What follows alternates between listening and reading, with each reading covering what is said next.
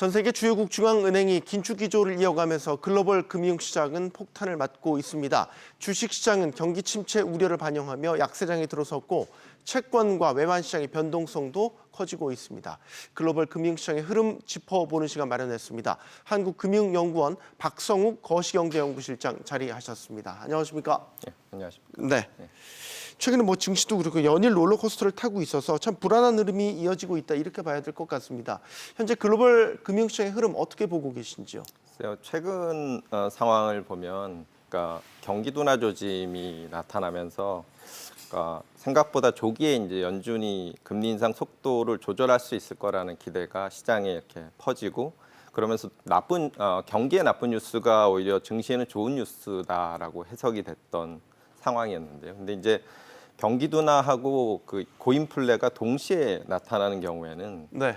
제 생각에 연준은 그 인플레 억제를 선택할 가능성이 높다고 생각합니다. 경기 둔화에 대응하기보다는요. 그래서 어젯밤 상황이 이제 그 예인 것 같습니다. 그 컨퍼런스 보드 그 6월 소비자 서베이가 나왔고 예. 경기에 대한 전망도 나빴지만 그러니까 앞으로 1년간의 물가 기대가 8%로 상당히 높았거든요. 네. 결국은 시장은 이게 앞으로 사람들의 인플레 기대가 빨리 떨어지지 않을 거고 그렇기 때문에 연준도 당분간은 금리 인상을 지속할 거다라는 그 기대를 하면서 결국은 시장은 빠지는 쪽으로 그렇게 네. 표출이 된 게 아닌가 이렇게 생각이 됩니다. 이제 한국은행에서도 이제 소비자 심리와 관련된 이제 조사를 했었을 때 기대 인플레이션율이 또 예. 사상 최대폭으로 오르기도 했고 비슷한 동조화 현상이 나타난다 이렇게 볼 수 있겠죠. 역시 물가가 가장 예, 그렇습니다. 심각한 문제고 연일 중앙은행들이 인플레 파이터로 나서고 있는 상황인데 이런 가운데서 일단은 미국에 주목을 할 수밖에 없는 게 5월 소비자 물가 지수가 발표된단 말이죠. 역시 물가 향방에 따라서 앞으로의 긴축의 속도나 폭도 조정된다 이렇게 봐야 되겠죠. 예, 그렇습니다. 그게 지난번 FOMC 결과가 그렇게 나왔고요. 당분간은 물가 지표가 언제 피크를 치고 어느 정도의 속도로 내려가느냐 하는 것이 특히 이제 미국 물가 지수가요.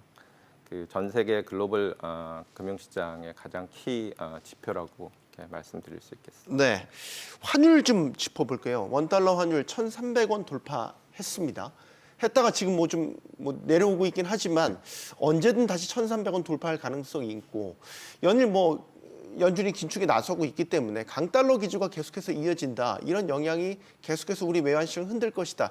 이렇게 보는 게 맞겠죠? 예, 앵커님 말씀대로 최근 원달러 환율 올라간 거는 기본적으로는 그 전 세계적인 달러 강세 때문이고 달러 강세가 나타나는 거는 연준이 앞으로 상당 기간 동안 금리를 올릴 거다라는 기대가 이제 그 뒤에 있는 거고요. 이제 또 우리나라 자체적인 요인도 조금 있긴 있습니다. 우리가 네. 이제 에너지 수입국이고 그래서 그 원자재 가격이 많이 올라가면서 교육 조건이 안 좋아지니까 이제 경상수지 흑자 규모가 줄어들 수 있고 네. 그다음에 이제 그 옆에 그 중국이 경기가 부진하기 때문에 그 요인도 하나 있을 수 있고요. 그다음에 이제 금리 측면에서 보면 우리가 아무래도 그 가계부채 부담이 좀 있기 때문에 네. 다른 미국 같은 데 비해서 그 금리 올리는 거에 좀 신중할 수 있다라는 기대가 있을 수 있거든요.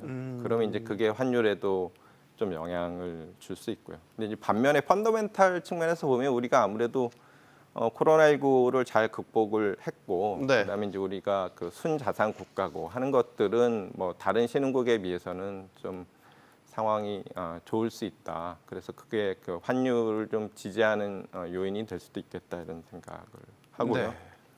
그래서 앞으로 그러니까 환율 예상을 해보면 예. 어쨌든 연준이 이제 통화 긴축 속도를 좀 늦춰야만 이런 글로벌 달러 강세 현상이 좀 줄어들 수 있을 텐데 그러려면 아까 말씀드린 것처럼 미국 물가가 좀 진정이 돼야 되고 근데 이제 이게 한 번 떨어진다고 될 일은 아닌 것 같고요. 네. 70년대 사실 연준이 인플레를 잘 못 잡았지 않습니까? 네. 그래가지고 조금 좋아지면 다시 그 통화를 완화하고 했던 실패 경험이 있기 때문에 지금은 그러니까 물가가 완전히 잡힌다는 확신이 들기 전까지는 연준은 상당 기간 좀 그 긴축 정책을 좀 꾸준히 유지해 가지 않을까 생각을 하고 있습니다. 네, 그렇게 그게- 보면 네. 당분간은 달러 강세가 지속될 가능성이 높지 않을까.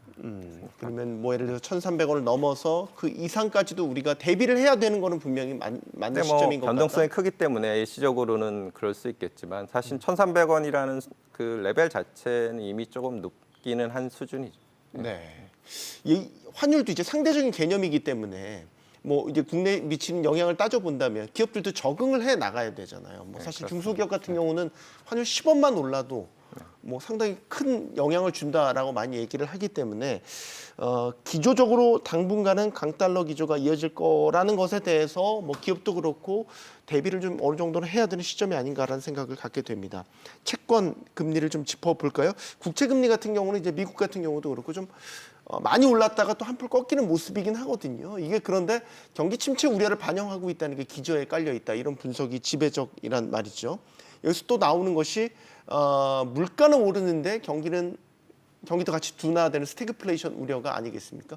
여기에 대해서 어떤 견해 갖고 계십니까? 글쎄 뭐그 스태그플레이션이라는 거가 다양한 정의가 있고 이제 그거랑 같이 이제 경기 침체라는 리세션이라는 말이 이제 같이 회자가 되는데 네. 리세션이라는 거는 상당히 좀 명확한 정의가 있습니다. 그러니까 그 기술적 테크니컬하게 이제 설명을 하면 2분기 동안 GDP가 마이너스를 기록을 하면 이제 그걸 두 개 분기 리세션이라고 동안. 네. 하는데 사실은 스태그플레이션이라는 건 경기가 둔화된다는 거하고 인플레가 높다는 거가 합쳐진 개념이라서 경기 둔화가 어느 정도까지를 다 스태그플레이션이라고 볼 수 있느냐에 따라에 대해서는 좀 일치된 견해가 있지는 않는 것 같고요. 그렇게 보면 경기가 우리가 생각했던 거에 비해서는 지금 성장률이 낮게 나오면서 그 인플레가 높은 수준이니까 스태그플레이션적인 성격을 지금 현재 경제가 가지고 있다라고는 얘기를 드릴 수 있는데 이게 스태그플레이션이다 아니다라는 거에 대해서는 그 앞에서 말씀드린 이유 때문에 좀 이렇게 견해가 일치하지는 않는 것 같습니다. 네. 그래서 뭐 시장에서도 이걸 두고선 논쟁이 벌어지고 있는 이유기도 하겠죠. 네. 지금의 어떤 급격한 긴축, 그다음에 긴축의 끝이 경기 침체가 될 것이다라고 보는 시장의 시각, 이런 그 더 기저에는 네네. 사실 연준의 오판도 있었다라는 얘기도 많이 있죠. 네. 그러니까 너무 물가 상승, 인플레를 너무 쉽게 봤다라고 네네. 했다. 일시적이라고 얘기까지 네, 했었으니까 말이죠. 네. 이런 부분에 대해서 어떻게 보십니까? 예. 그러니까 뭐 돌이켜 보면 연준이 오판을 한 거인 것 같고요. 연준도 그 뭐 주요 인사들이 그 부분을 어느 정도 지금에 와서는 인정을 하고 있는 것 같습니다. 그래서 저는 연준이 그럼 왜 오판을 했을까 이렇게 생각을 해보면 네. 뭐 여러 가지 그 설명이 있을 수 있겠지만은 제 생각이니까 코로나19 위기하고 그러니까 글로벌 금융 위기 이후의 상황이 이렇게 서로 좀 근본적으로 다른 부분이 있었는데 그 부분을 간과한 게 아닌가라는 생각을 하는데요. 그러니까 글로벌 금융위기 이후에는 그때는 이제 미국 그 가계가 그 부동산 시장이 이제 그 붕괴하면서 과도한 부채에서 벗어나서 빚을 갚아야 되는 그 디레버리징 과정을 상당히 오랫동안 겪었거든요. 네. 그런 과정에서는 금리가 낮아도 가계가 돈을 쓸 여력이 그렇게 많지 않습니다. 한계가 있거든요. 그래서 네. 물가가 상당히 안정적이었어요. 그래서 가령 뭐 코로나 직전 2019년 때 보면 실업률이 거의 3.5%로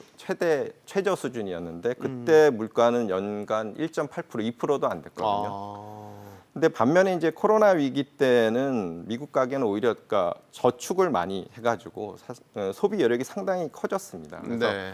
그 당시에 이제 코로나에서 벗어나서 사회적 거리두기가 완화되면 언제라도 돈을 쓸 준비가 되어 있었던 거거든요. 근데 이제 이런 점을 간과를 하고 이게 물가 올라가는 것들이 뭐 공급망 차진이나 이런 공급 측 요인 때문에 그런 거에 따른 일시적인 요인이라고만 생각했던 것이 좀 정책 대응에 있어서 좀 실기를 하게 된 주된 배경이 아닌가 이렇게 생각하고 있습니다. 금리 질문 나왔으니까 하나 더 질문을 드린다면 지금 다음 달에는 FOMC도 예정돼 있고 우리도 금통위가 예정이 돼 있습니다.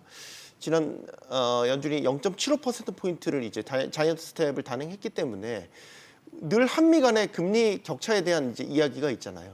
금리 격차가 어느 정도 유지가 돼야 된다라는 게 이제 정설처럼 받아들여졌는데 뭐 최근에는 또 금리 격차에 대해서 뭐 견뎌낼 체력이 있다고 보는 시각도 있고 오히려 역전됐었을 때 꼭 외인 이탈이 일어나는 건 아니다라고 보는 시각도 있는 것 같고 뭐가 맞는 건지는 모르겠지만 논쟁이 있는 건 분명히 있는 것 같고 지금 또 역전이 될 여지도 있기 때문에 질문을 드리겠습니다. 어떤 견해 갖고 계십니까? 글쎄 그러니까 역전이 됐다고 곧바로 대규모 자금 이탈이 나타나지는 않는 거고, 그러니까 그 자금 이동이라는 거는 금리가 요인이기도 하지만 그 밖에도 앞으로 환율이 어떻게 될지 아니면 그 나라의 대지급 능력이 어떠한지 이런 것들의 여러 요인에 의해서 결정이 되고, 과거에도 앵커님 말씀하신 대로 한미 역전이 금리 역전이 여러 번 있었는데 그때 그렇게 돈이 많이 빠져나가지는 않았거든요. 근데 이제 가령 이제 금리가 우리가 낮아도 앞으로 원화 가치가 올라갈 거다라는 네. 기대가 있으면 그러면 원화에 투자할 요인이 있지 않습니까? 예, 그런 요인이 있습니다. 근데 이제 어쨌든 내외 금리 차가 커지면 원달러 환율은 경제 이론도 그렇게 예측을 하고 상승 압력을 받는 건 사실이거든요. 그리고 이제 환율이 올라가면 그거는 우리나라 국내 물가를 높이는 요인이기도 하고요. 네. 그래서 그런 면에서 보면 꼭 대규모 자금이 빠져나가서 그 금융위기가 오고 이런 걱정이 아니더라도, 그러니까 환율이 그 물가에 미치는 영향 같은 거를 생각을 하면 한국은행이 그러니까 지금은 미국도 그렇지만 물가 안정이 가장 주된 과제이니만큼 어느 정도는 금리를 이렇게 올려 나가야 되는 그러니까 여러 가지 이유 중에 하나로 그 내외 금리 차 확대도 들어갈 수는 있을 것 같습니다. 네. 마지막 질문 드릴게요. 거시적인 측면에서 그러면 우리가 지금 방향성을 여러 가지 얘기를 하고는 있지만 갈피를 못 잡는 시기이기 때문에 거시적인 측면에서 하반기 금융시장을 전망해 보신다면 어떻게 얘기하시겠습니까? 글쎄요, 그러니까 일단 금융시장도 그렇고 그러니까 한 몇 년 전에 비해서는 상당히 그러니까 여건이 많이 바뀌었다라는 거를 좀 받아들일 수밖에 없는 것 같습니다. 플레이어들이. 그러니까 상당 기간 동안 우리가 저금리 저물가 환경에서 투자를 하든 아니 경제 활동을 해왔고, 근데 지금은 이제 고물가 그다음에 고금리 환경으로 바뀐 거잖아요. 네.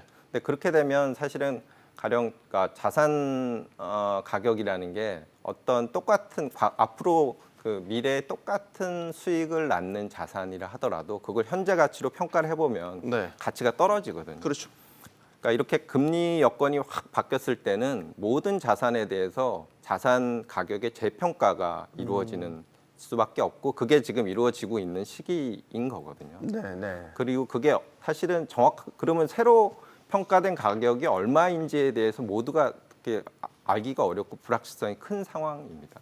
그래서 그런 상황에선 투자로 수익을 내는 것도 중요하지만 상황이 안 좋아졌을 때 손실을 어느 정도 이내로 제한할 수 있을까라는 걸 고민을 하면서 좀 투자 전략도 짜고 해야 되지 않을까 싶습니다. 알겠습니다.